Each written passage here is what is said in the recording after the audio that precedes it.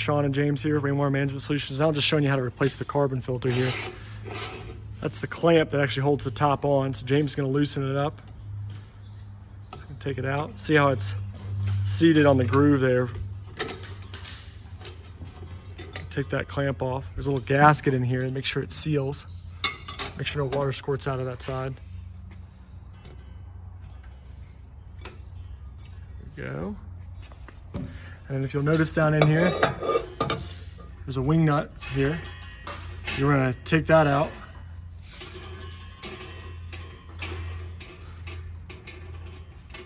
Make sure not to drop it in the filter. Yes.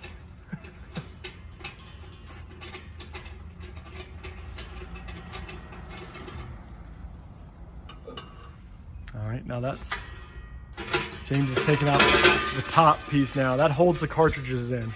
So what you'll see is these as cartridges support. So the cartridges will have little holes in them.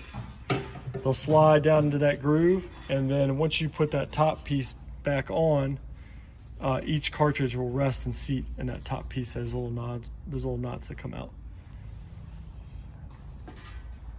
And that's it.